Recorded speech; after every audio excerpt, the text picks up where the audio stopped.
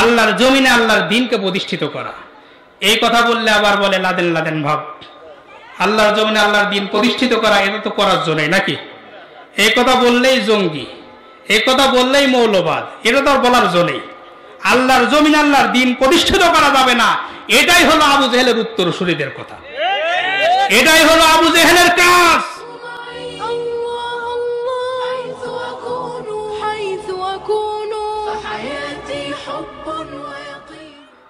আল্লাহ রাব্বুল আলামিন বলেন, আল্লাযীনা আমানু ওয়া হাজারু ওয়া জাহাদু ফী সাবিলিল্লাহ বিআমওয়ালিকুম ওয়া আনফুসিকুম আ'যামু দারাজাতান 'ইনদাল্লাহ ওয়া উলাইকা হুমুল ফাইজুন। চিৎকার করে বলি আল্লাহু আকবার। আমার ভাইরা, আল্লাহ রাব্বুল আলামিন এই আয়াতে তিনটি মেসেজ দিলেন। এক নাম্বার মেসেজ হলো আল্লাহ রাব্বুল আলামিন বলেন, আল্লাযীনা আমানু, যারা ঈমান আনয়ন করবে, ওয়া হাজারু, আর যারা হিজরত করবে, ওয়া জাহাদু ফি সাবিলিল্লাহ।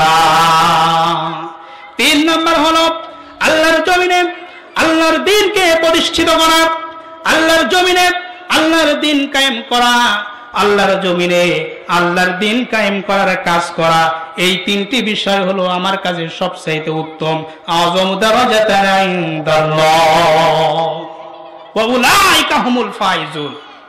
আর এটাই হলো বড় সফলতা। দুনিয়ায় বড় ডাক্তার হওয়া, দুনিয়ায় বড় ইঞ্জিনিয়ার হওয়া, দুনিয়ায় বড় আলেম হওয়া, তোমাকে বড় আলেম বলবেন একজন, বিশাল সম্পদের মালিক, অনেক সম্মানের মালিক, বিশাল ক্ষমতার মালিক, দাপট অনেক বেশি।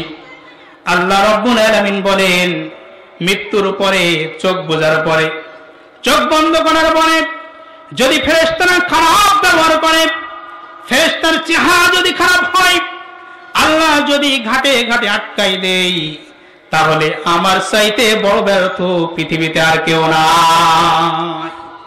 আর যদি আমি সাকসেসফুল হতে পারি, ওই পয়েন্টগুলাতে কবর, হাসর, জাহান্নাম, পুলসিরাত, এই সমস্ত ঘাটে যদি আমি পার হয়ে যেতে পারি, ওয়া উলাইকা হুমুল ফাইজুন, আল্লাহ বলে this is the great successful. এটাই হলো বড় সফলতা, এর চাইতে বড় সফলতা আর নাই। পয়েন্ট তিনটা। কয়টা পয়েন্ট? এক নাম্বার কি? এক নাম্বার ঈমান, দুই নাম্বার হিজরত, তিন নাম্বার আল্লাহর জমিনে আল্লাহর দ্বীনকে প্রতিষ্ঠিত করা। এই কথা বললে আবার বলে লাদেন লাদেন ভাব। আল্লাহর জমিনে আল্লাহর দ্বীন প্রতিষ্ঠিত করা এটা তো করার জন্যই নাকি? এই কথা বললেই জঙ্গি, এই কথা বললেই মৌলবাদ, এটা তো আর বলার জন্যই। আল্লাহর জমিনে আল্লাহর দ্বীন প্রতিষ্ঠিত করা যাবে না, এটাই হলো আবু জেহেলের উত্তরসূরিদের কথা, এটাই হলো আবু জেহেলের কাজ। যারা আল্লাহর কোরআনের এগেইনস্টে অবস্থান করবে, আল্লাহর কোরআনের বিপক্ষে কাজ করবে। আল্লাহর কোরআনের বিপক্ষে কাজ করেছে কে? আল্লাহ রাসূলের সাহাবীরা না আবু জেহেলের সাহাবীরা? কথা বলেন কারা? ফিরাউন নাকি মুসা আলাইহিস সালাম? আল্লাহর পক্ষে কথা বলেছে ফিরাউন নাকি মুসা আলাইহিস সালাম? আল্লাহর কথা বললে সে জঙ্গি হয় নাকি আল্লাহর কথার বিপক্ষে কথা বললে সে জঙ্গি হয়? কথা কয় না। মুসা আলাইহিস সালাম আল্লাহর পক্ষে দাওয়াত দিয়েছে, আর ফিরাউন আল্লাহর বিপক্ষে দাওয়াত দিয়েছে। তাইলে এখানে জঙ্গি কি? জঙ্গিকে আর ভালো মানুষকে? ইব্রাহিম আলাইহিস সালাম এবং নমরুদ, এর ভিতরে ভালো মানুষকে আর জঙ্গিকে? আবু জেহেল, উতবা, সাইবা, আবু লাহাব এবং আমার রসুল, এর ভিতর ভালো মানুষকে আর জঙ্গিকে? আমার রসুলের উত্তরসূরি এখনো আছে না নাই? কোরআন এখনো আছে না নাই? আল্লাহর বিধান এখনো আছে না নাই? আল্লাহ পরিবর্তন হয়ে গেছে নাকি? মুরব্বী হয়ে গেছে নাকি? সে আল্লাহ এখনো কিছু করতে পারে না? ফিরাউনকে যে এইভাবে এই পৃথিবীর থেকে শেষ করেছে, ফিরাউনকে যে এইভাবে এই পৃথিবীর থেকে ধ্বংস করেছে, আজও যেমন মমি করে রেখে দিয়েছে, তাম পৃথিবীতে এই সমস্ত নাস্তিক মুরতাদগুলি মাথা চাড়া দিয়ে থাকে, আল্লাহ রাব্বুল আলামিন ফিরাউন, আবু জেহেল, উতবা, সাইবার মতো এই সমস্ত নাস্তিক মুরতাদদের বেইজ্জতি করে ছাড়তে পারে। সুতরাং আবু জেহেলের উত্তরসূরি এখনো পৃথিবীতে আছে, জঙ্গিবাদ এখনো পৃথিবীতে আছে, আছে না? মুসলমানদের বলে জঙ্গি, লাদেনের বলে জঙ্গি। উদরপিণ্ডি বুদর খাড়ি, বোঝেন এটা? উদরপিণ্ডি বুদর খাড়ি, দোষ করে একজন আর চাপায় আর একজনের উপরে। তার মানে দই খাই বান্দরে আর দোষ হয় ধাড়ি ছাগলের। এটা বোঝেন নাকি? এক ভদ্রলোক দই কিনেছে আর ধাড়ি ছাগল আছে সাথে কিনে নিয়ে আসে, আর বান্দর কিনে নিয়ে আসে। তিনটা জিনিস, কয়টা?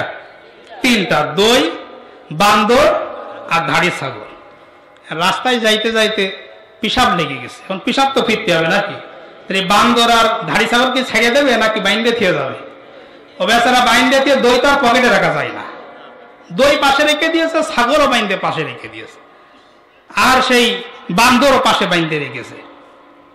যেই পিসাব ফিরতে বয়েছে, বান্দর তো বিরাট সুযোগ পেয়েছে, বিশাল চালাক তো বান্দর। ও আইসা রকম দই খেয়েছে, খেয়ে ধাড়ি ছাগলের আবার অল্প একটু দাড়ি থাকে এই জায়গায়, আছে নাকি এলাকায়? থাকে। ও দই সুন্দর করে খাইয়ে পুষে টুসে নিয়ে ওই ধাড়ির দাড়িতে অল্প একটু লাগাই রেখেছে। তাই দই খেলো বান্দরে, দোষ হলো আইসা রকম ফিসাস পিসাব ফিরে এসে দাড়ি। তুই আমার দই খেয়ে শেষ করেছিস। আর বান্দর মিটমিট করে হাসে।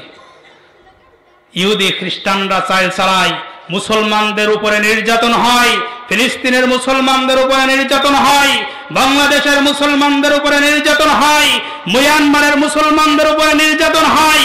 আর ইহুদিরা মিটমিট করে হাসে আর বলে, দাঁড়া আমার ভাইরা, শেষ ফয়সালা একদিন আছে, আছে না নাই?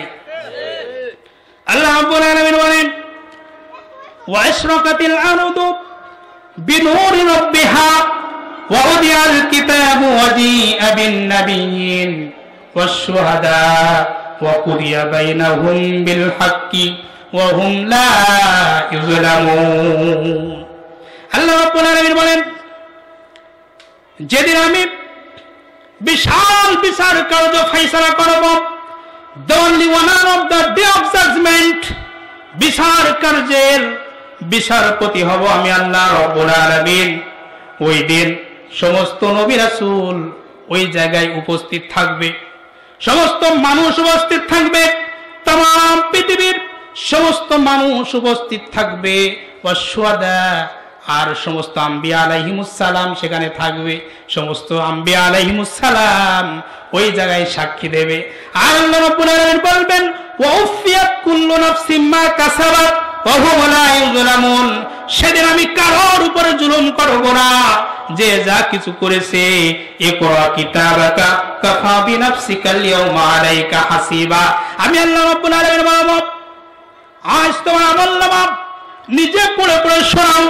দুনিয়ায় কি করেছো, দুনিয়ার জিন্দেগিতে কি কি করে এসেছো, আজ তোমার আমলনামাগুলি তুমি পড়ে পড়ে শোনাও।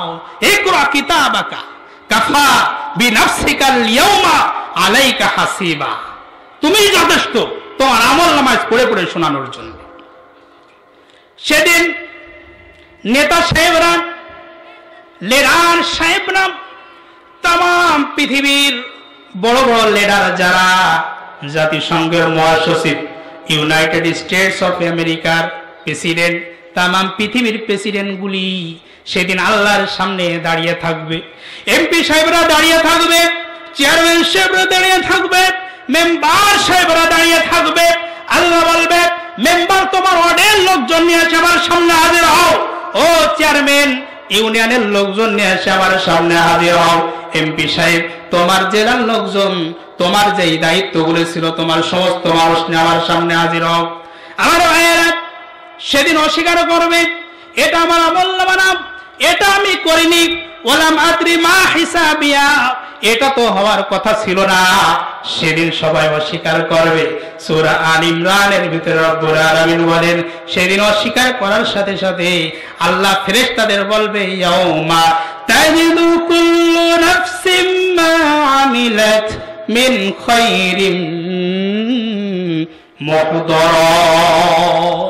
আল্লাহ রব্বুল আলামিন বলবেন, ও ফেরেশতারা, আজ সমস্ত অস্বীকারী যারা, এদের ভিডিও ফুটেজগুলো ওপেন করে দাও, ভিডিও ফুটেজ চালিয়ে দাও।